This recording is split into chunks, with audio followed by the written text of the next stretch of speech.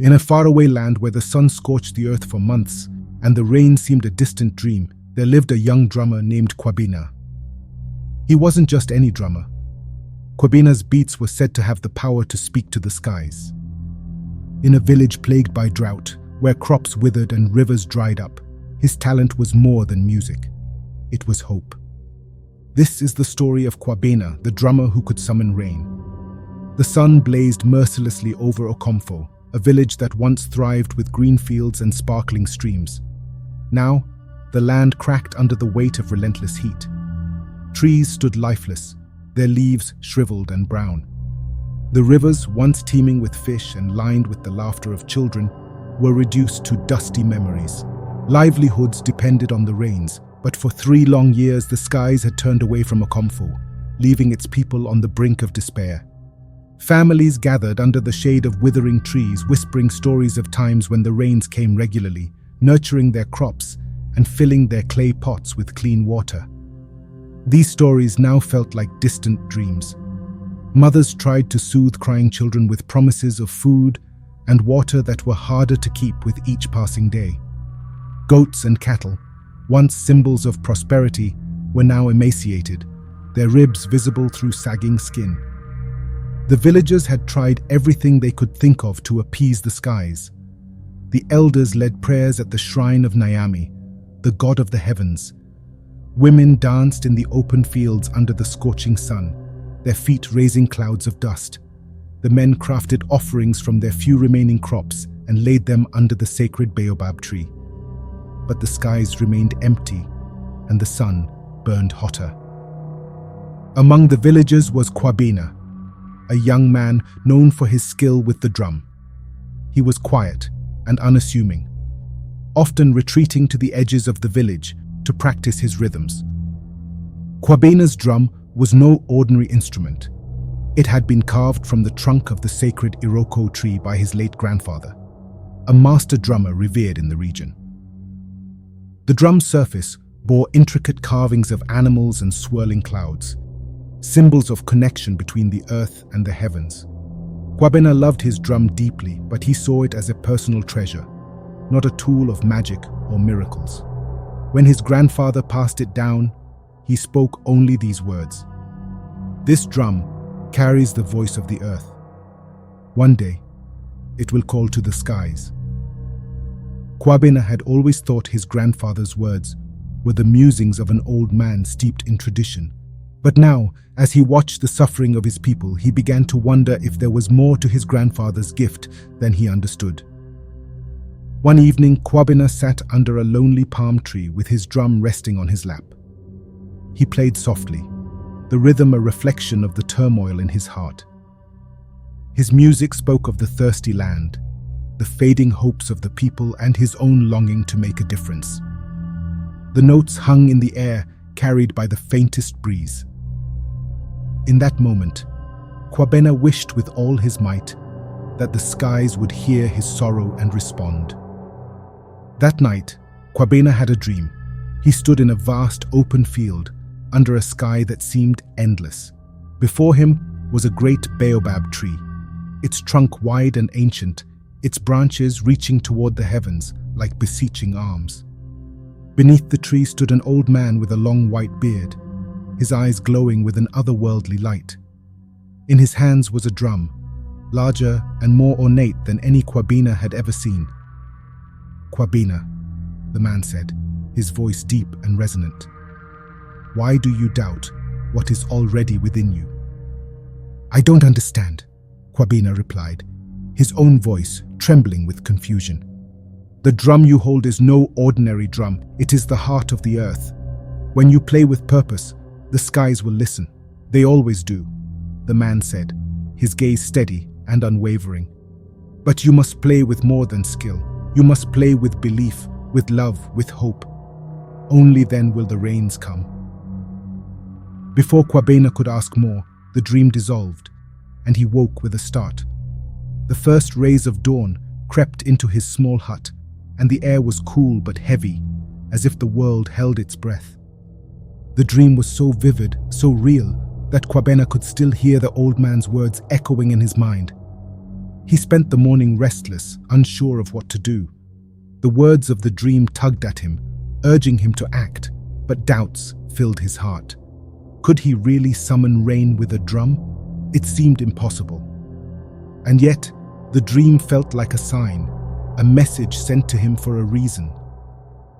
Kwabena decided to confide in his grandmother, a wise woman whose stories were the soul of the village. Sitting at her feet, as she sifted grains in a basket, Kwabena recounted the dream in detail. She listened intently, her hands pausing their work, her eyes thoughtful. When he finished, she nodded slowly. "Your grandfather always said you were special, Kwabena. That drum of yours was not meant to be ordinary. It carries the spirit of the Iroko tree, and through it, the voice of the earth can speak. You were chosen, my child." Kwabena frowned. "But why me? I'm just a drummer. How can I bring rain when even the elders' prayers have failed?" His grandmother smiled, her face wrinkled but kind. "Because the skies do not respond to fear or doubt. They respond to those who dare to believe. You have a gift, Kwabena. Now you must find the courage to use it." Her words left Kwabena both inspired and uncertain. He felt the weight of responsibility pressing on him, the hopes of an entire village resting on his shoulders. For the first time in his life, he wondered if his drumming could truly be more than just music. The day after Kwabena confided in his grandmother, whispers about his dream began to spread throughout the village. News traveled quickly in Okomfo, especially in a time when every shred of hope was eagerly seized upon. Villagers began gathering near the market square, murmuring among themselves about the possibility of Kwabena's drumming bringing rain. Some were skeptical, their faces lined with years of disappointment, while others clung to the story as if it were a lifeline. Elder Osi, a man with a voice as sharp as his judgment, called a meeting of the village council. The elders were the custodians of tradition, the decision-makers who bore the burden of leadership during the drought. They had exhausted every known ritual and offering, every prayer and chant, to no avail. Yet the drought persisted, indifferent to their pleas. Now, this tale of a drummer with a magical dream had reached their ears, and though many dismissed it as folly, the desperation in their hearts urged them to listen. The council summoned Kwabena to the meeting. He approached the gathering with trepidation, clutching his drum tightly to his chest. The village square was filled with people who had come to watch, their faces a mixture of curiosity and hope. As Kwabena stood before the elders, his heart pounded in his chest, louder than the murmurs of the crowd. Elder Osei was the first to speak. "Kwabena," he began, his tone grave, "we have heard of your dream. Tell us, in your own words, what the spirits revealed to you." Kwabena swallowed hard and began to recount his dream, his voice steady despite the weight of so many eyes upon him. He described the old man under the baobab tree, the words he spoke, and the feeling of power that seemed to emanate from the drum. As he spoke, the murmurs among the crowd grew quieter, the villagers hanging on his every word. When he finished, Elder Amma, the oldest and most revered of the council, leaned forward. Her eyes, though clouded with age, bore into him with an intensity that made him feel exposed. "Do you truly believe," she asked softly, "that you can summon the rains?" Kwabena hesitated. The question was not just for him to answer aloud, but for him to answer within himself. He looked down at his drum, the carvings on its surface catching the light of the midday sun. He thought of his grandfather's words, of his grandmother's unwavering belief, and of the dream that had felt so real. "I don't know if I can," he admitted honestly, "but I believe I must try." The crowd stirred, whispers breaking the silence, but Elder Amma raised a hand to quiet them. "And what if you fail?" she asked, her voice gentle but firm. Kwabena met her gaze. "If I fail, at least I will have tried. But if I do nothing, the drought will surely destroy us." A murmur of approval rippled through the crowd at his words. Elder Amma nodded, her expression unreadable. She turned to the other council members, who exchanged glances and subtle nods. Finally, Elder Osei spoke again. "Very well," he said. "We will give you the chance to summon the rain. But know this, Kwabena. The hopes of this village rest upon you. If the rains do not come, it will not be your fault. But you must be prepared to face the disappointment of your people." Kwabena felt the weight of those words settle on his shoulders like a heavy cloak. He nodded solemnly. "I understand." The council decided that Kwabena would perform his drumming ceremony the following evening, under the light of the full moon. The elders believed that the full moon carried a sacred energy, one that might amplify the connection between the drummer and the heavens. The villagers busied themselves with preparations, gathering around the central clearing where the ceremony would take place. Some brought mats and torches, while others prepared small offerings to place near the sacred baobab tree. As the day passed, Kwabena retreated to his small hut, seeking solitude to prepare himself. He sat with his drum, running his fingers over its carvings and listening to the faint echoes of rhythms in his mind. He practiced softly, his hands moving with precision and care. Each beat seemed to carry a message, a plea that grew stronger with each strike of his palm against the drumhead. Despite his focus, doubts crept into his thoughts. What if the elders were wrong? What if his dream was nothing more than the imagination of a desperate mind? What if the rain did not come? He pushed the doubts aside, remembering his grandmother's words. The skies respond to belief. As the sun began to set, casting a warm orange glow over the village, Kwabena emerged from his hut. The villagers were already gathering in the clearing, their faces illuminated by the soft light of torches. The baobab tree stood at the center of the space, its massive trunk a silent witness to the night's events. Kwabena stepped forward, his drum slung over his shoulder. The crowd parted to let him pass, their eyes following him with a mixture of hope and uncertainty. The elders were seated in a semicircle near the baobab, their expressions solemn. Elder Amma gestured for him to stand before them. "Tonight," she said, her voice carrying over the crowd, "we place our trust in Kwabena. Let his drumming speak to the heavens. Let his heart call to the rain." Kwabena took his place under the baobab tree, the weight of the moment pressing down on him. He looked out at the faces of his people, men, women, and children, their lives tied to the rain that had eluded them for so long. Closing his eyes, he took a deep breath and lifted his drum. The village held its breath. Kwabena stood beneath the towering baobab tree, its gnarled branches stretching high above him, like a silent witness to centuries of triumphs and tragedies. The crowd around him had fallen into a hushed stillness, the only sound the faint rustle of the dry wind through the brittle grass.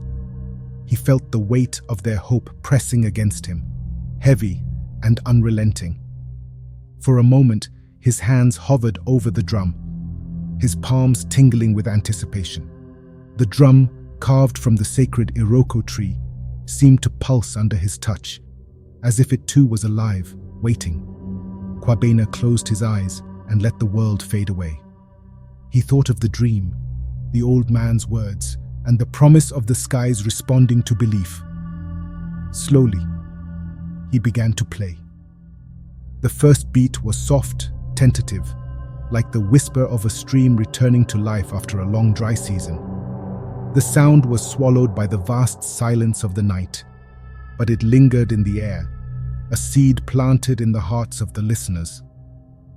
The second beat followed, steady and measured, a heartbeat for the earth itself. Kwabena's hands moved instinctively, guided by a rhythm that seemed to come from somewhere beyond him.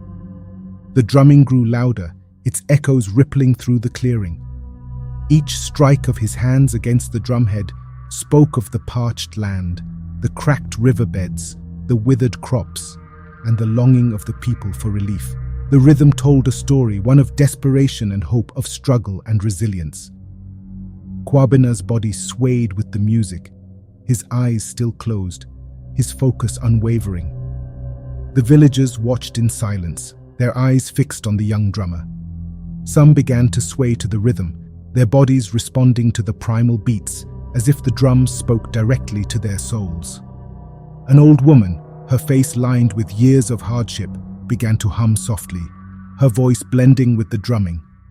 Others joined in, their voices rising in a hauntingly beautiful melody that carried their collective plea to the heavens. As the drumming intensified, the air seemed to change. A cool breeze swept through the clearing, stirring the torches and rustling the leaves of the baobab tree. It was subtle at first, almost imperceptible, but it carried with it a sense of possibility. The villagers felt it, their breaths quickening as they exchanged glances. Some reached out to touch the person beside them, as if to confirm that they weren't imagining the shift. Kwabina's hands moved faster, the rhythm now a fierce and urgent call. Sweat dripped from his brow, soaking into the drumhead.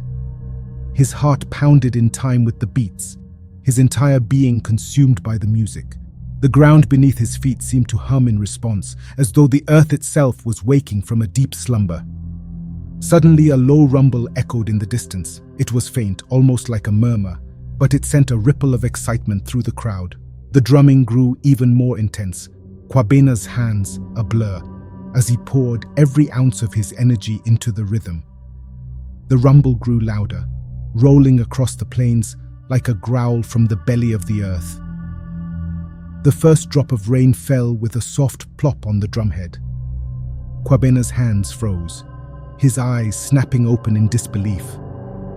The crowd gasped, their voices rising in a collective cry of astonishment. Another drop followed, then another, until a gentle patter began to spread across the clearing. The villagers erupted into cheers, their voices mingling with the sound of rain as it grew stronger. They lifted their hands to the sky, their faces turned upward, their tears mingling with the drops that now fell freely. Kwabena, still clutching his drum, stood frozen in place, the reality of what had just happened sinking in. The rain came in earnest, a torrential downpour that soaked the parched earth and the ecstatic villagers. People danced and sang, their joy uncontainable. Children splashed in the puddles that formed quickly, their laughter ringing out like music. The elders, normally reserved and dignified, joined in the celebration, their dignity momentarily forgotten in the face of such a miraculous event. Kwabena sank to his knees, his drum resting on the wet ground. The rain washed over him, cooling his skin and soaking his clothes. He looked up at the sky, the dark clouds heavy with the gift they had finally chosen to release. In that moment, he felt a connection to something far greater than himself, a vast, unseen force that had responded to his music, to his belief, and to the collective yearning of his people. Elder Amma approached him, her robe clinging to her frail frame in the rain. She placed a hand on his shoulder, her eyes shining with a mixture of pride and wonder. "You have done it, Kwabena," she said, her voice barely audible over the roar of the rain. "The spirits heard you. The heavens answered." Kwabena shook his head, his voice trembling as he replied, "It wasn't just me. It was all of us. The drum spoke, but it was our belief that made the skies listen." The elder smiled, her wrinkles deepening with the expression. "You were the bridge, Kwabena, the one who dared to speak for the earth and its people." As the rain continued to fall, soaking the thirsty land and filling the dry riverbeds, Kwabena rose to his feet.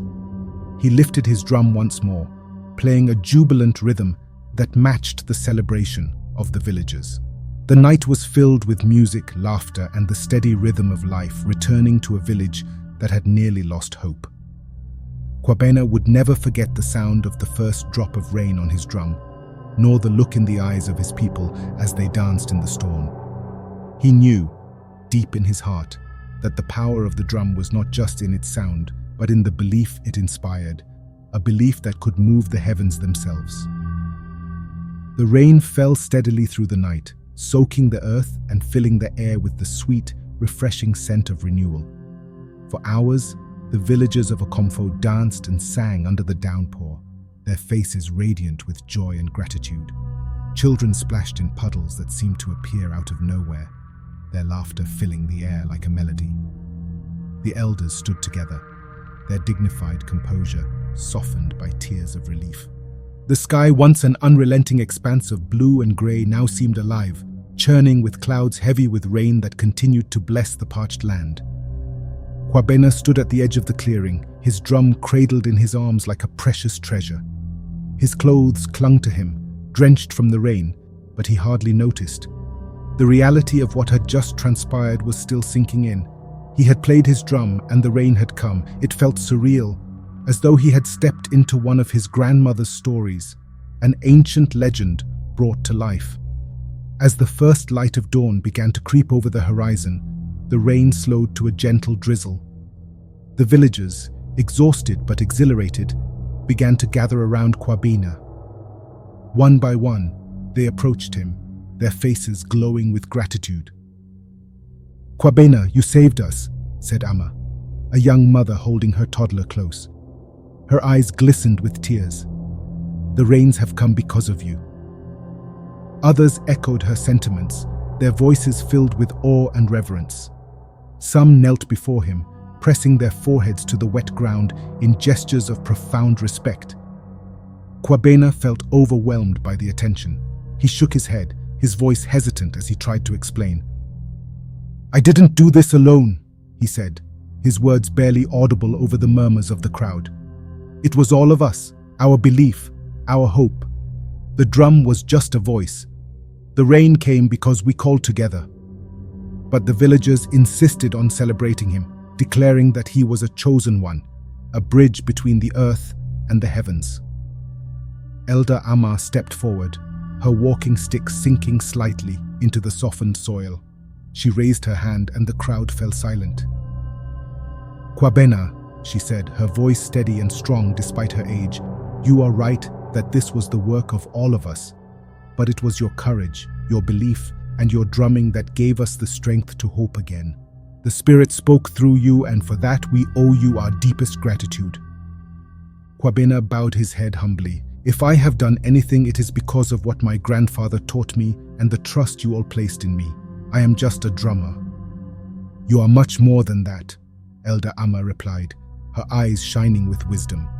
"You are a reminder that even in our darkest times, we carry the power to change our fate." In the days that followed, the village of Okomfo came alive with activity. The rivers began to flow again, their waters sparkling in the sunlight. The dry fields turned into muddy plains, ready to be planted with seeds. The villagers worked tirelessly, their spirits lifted by the knowledge that their suffering had come to an end. Everywhere Kwabena went, he was greeted with smiles and blessings. His name was spoken with reverence, and his drum became a symbol of hope. Despite the attention, Kwabena remained humble. He spent his days helping in the fields, his hands digging into the soil alongside those of his neighbors. When he wasn't working, he practiced his drumming, honing the skill that had changed the course of their lives. He didn't see himself as a savior, but as a servant of the rhythm that connected all things: the earth, the skies, and the people. One evening, as the sun set over the now thriving village, Kwabena sat under the baobab tree with his drum resting on his lap. His grandmother joined him, her steps slow but purposeful. She lowered herself onto the ground beside him, her gaze fixed on the horizon. "You've done something remarkable, Kwabena," she said, her voice soft. "But do you understand what it means?" Kwabena looked at her, his brow furrowed. "I'm not sure. All I know is that the rain came when we needed it most." She nodded, her eyes distant. "The rain came because you believed in the power of connection. You didn't just play the drum, you poured your heart into it. That kind of belief is rare, and it is why the spirits responded. But this is only the beginning, my child." "The beginning?" Kwabena asked, puzzled. "Yes," she said with a small smile. "You are now more than a drummer. You are a keeper of the balance between the earth and the skies. The rains will not always come easily, and the droughts will not always be short. But you have shown us that we have the power to endure, to call for what we need when the world seems against us. That is a gift, Kwabena, and it is one you must carry with care. Kwabena nodded, her words settling in his heart like seeds in fertile soil. He understood that his journey was far from over. The drum was not just an instrument, it was a responsibility. He vowed to use it wisely, not for fame or fortune, but for the good of his people and the land they called home. Years later, the story of Kwabena and the rain would become a legend, told around fires and passed down through generations. Children would gather eagerly to hear the tale of the young drummer who spoke to the skies, their eyes wide with wonder. And in the village of Okomfo, the drum, now carefully preserved, remained a symbol of hope, a reminder that even in the face of despair, the power to summon rain lies within those who dare to believe.